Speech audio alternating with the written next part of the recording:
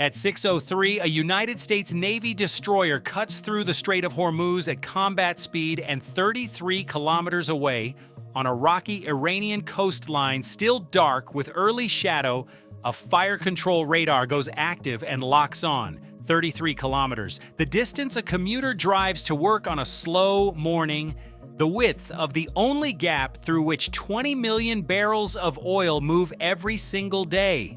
If the missile loaded on the launcher at that coastal position reaches this ship, the crew of 280 sailors has seconds, not minutes, seconds, to stop it.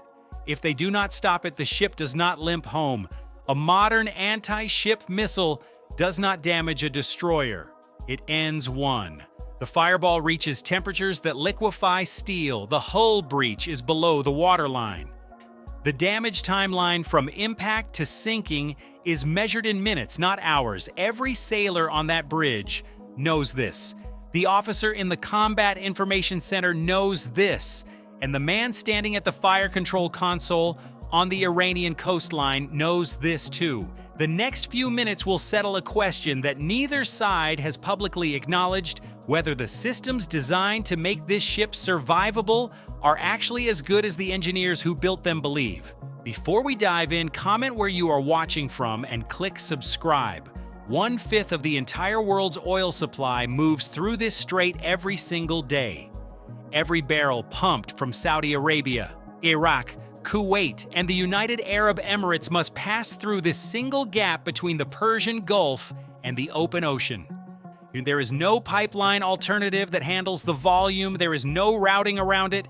There is no plan B that any of those governments has actually built. Close this strait for 30 days and global oil markets do not adjust. They seize aviation fuel, heating oil, diesel, plastics, fertilizer, the chemical feedstocks behind every manufactured good in a globalized economy. All of it runs through a 33-kilometer bottleneck that one nation controls the majority coastline of. A 10% disruption in supply sends prices up by 40% within weeks. A 50% disruption sends them to levels that have no modern precedent. And a complete closure, sustained even for a few months, triggers rationing cascades through every economy that has no domestic energy surplus, which is most of them.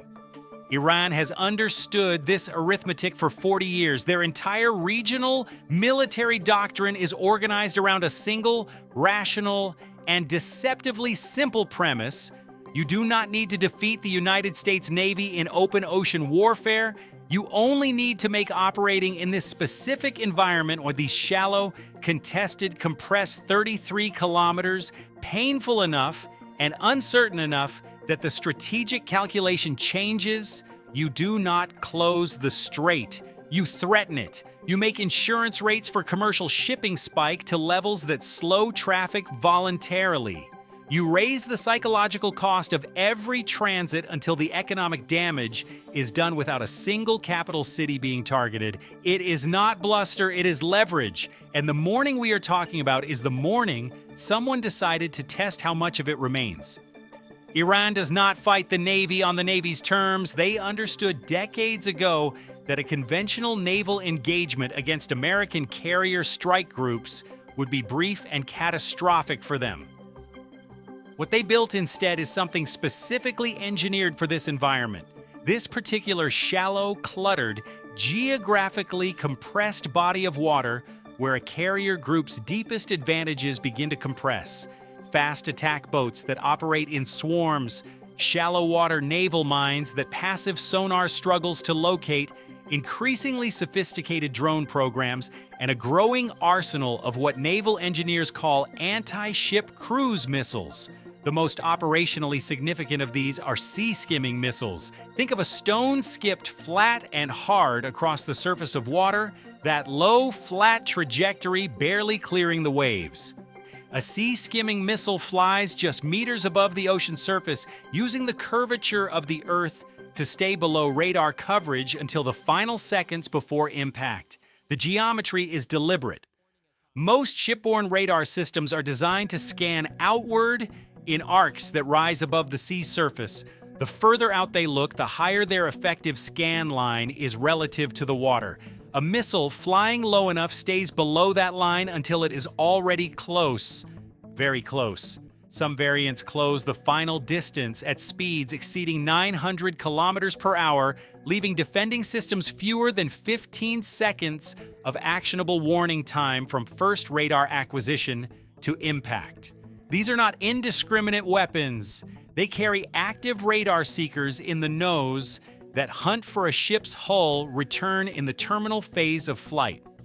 They execute programmed evasive maneuvers in the final seconds, not because they are thinking, but because they are running pre-programmed sequences designed to defeat a standard intercept geometry against a commercial tanker with no defensive systems and a crew with no training for this scenario. A single hit is catastrophic and essentially uncontestable against a United States Navy destroyer running full combat systems with a crew that has trained for this specific engagement. It is a fundamentally different problem. The question has always been whether that difference is wide enough to matter every time. On this morning, someone on the Iranian side either miscalculated that gap or made a deliberate decision to measure it. The destroyer is not transiting alone. It is part of a carrier strike group, a formation built around a nuclear-powered aircraft carrier and screened by a constellation of surface warships, submarines, and dedicated aviation assets, operating at heightened alert status. Tensions across the region have been elevated for weeks. There have been incidents, tanker harassment in international waters, drone incursions into restricted airspace, back-channel diplomatic signals that have gone quiet in ways that experienced analysts recognize as significant. The strike group's presence in the strait is not routine. It is deliberate. It is a signal transmitted in steel and tonnage. We are watching, we are here, and we are not leaving. Every sailor aboard the destroyer has run drills for exactly this scenario repeatedly. In this region, drills are not hypothetical. They are rehearsals, and the difference between a drill and the real event is the sound of the actual alarm. At 6:03, before any missile has left its launcher, the destroyer's electronic warfare suite detects the fire control radar activating on the Iranian coastline, not the missile. The radar that will guide it. Fire control radar is the targeting system that locks onto a vessel and feeds precise guidance data to the weapon waiting in its launcher. Think of it as the moment a shooter settles the crosshairs, slows his breathing, and applies pressure to the trigger before the round leaves the barrel. The decisive commitment before the irreversible act. When a ship's electronic warfare system detects that specific class of radar emission aimed in its direction, every alarm in the Combat Information Center triggers simultaneously. You know, the clock starts at that moment, not when the missile launches, when the radar locks. Those extra seconds, the detection window that opens between radar activation and weapon release, are not incidental. Electronic warfare systems aboard United States surface combatants are specifically engineered to identify those radar emission signatures as early as possible, classify them accurately against a library of known threat types, and present the information in a format that drives fast action. Because in shipborne missile defense, seconds do not merely matter, seconds are the entire equation. Every second of additional warning time is another decision cycle, another correction, another option. Every second lost is a narrower window and a harder problem. The missile launches from the coastal position. It drops to sea-skimming altitude within its first few hundred meters of flight and accelerates toward the destroyer on a flat, low trajectory. The ship's SPY-1 radar, the large, fixed, octagonal phased array antenna system that forms the sensing core of the Aegis combat system, acquires the track within seconds of launch.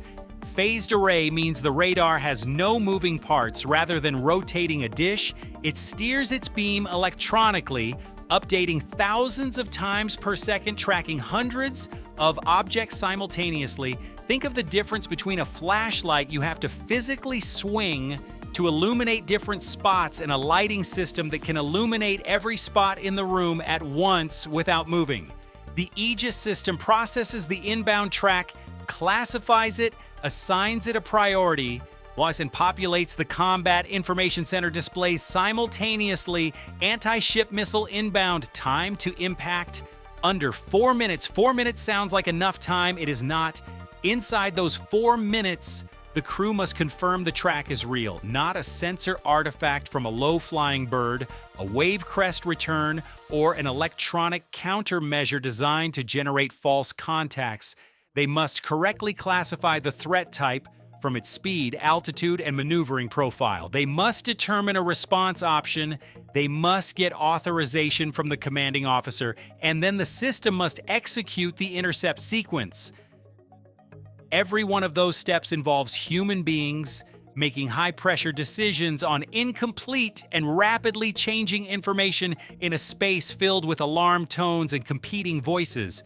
Knowing that being wrong in either direction carries consequences that cannot be reversed.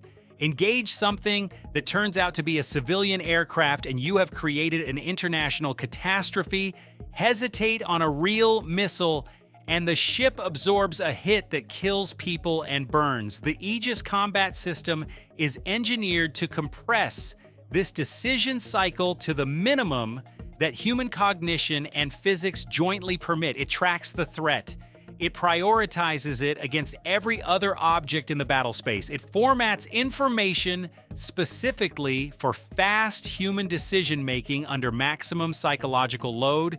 It does not pull the trigger, but it does everything possible to ensure that the person who does pull the trigger has exactly what they need at exactly the moment they need it and not 1 second later. While the commanding officer authorizes engagement from the forward vertical launch system on the destroyer's deck, a Standard Missile 2 and SM-2 fires in a column of white smoke and exhaust. It reaches supersonic velocity almost immediately. Supersonic means it is traveling faster than the speed of sound, roughly 1,200 meters per second, while the Aegis system guides it via data link throughout the entire flight. Data link guidance means the ship is actively transmitting course corrections to the interceptor in real time, steering it not toward where the threat is at any given moment, but toward where the threat will be when the two objects occupy the same point in space, because the incoming missile is not flying a predictable straight line. It is executing its terminal phase evasion sequence, short, fast, programmed course deviations designed to defeat a simple intercept geometry and force the defending system to continuously recalculate. The SM-2 accounts for this. It leads the target. The intercept happens at approximately 2 kilometers from the destroyer's hull. 1 missile, 1 intercept clean. The debris falls into the water and the destroyer continues its transit from the first fire control radar detection to successful intercept. 4 minutes and a handful of seconds. Most accounts stop here. The missile was stopped. The ship is fine. No casualties. Crisis resolved. That framing is incomplete in ways that matter enormously. If the United States Navy absorbs a missile attack in international waters and simply continues its transit without any further action, it has transmitted a signal to every armed actor in the region. The signal is specific and indelible. Shooting at American warships costs you nothing. That signal, once sent, travels. It reaches every proxy force, every regional government, every commander calculating whether American power projection in this strait is real or merely theatrical. The Aegis system recorded every characteristic of the fire control radar, its frequency, its pulse repetition interval, its waveform signature, its precise geographic position. There is zero ambiguity about where that missile originated. Fighter aircraft from the carrier are already airborne on combat air patrol. They launched as part of the standard defensive posture the moment the initial alert went up. They now have updated orders. The strike is authorized. 2 aircraft carrying precision-guided munitions.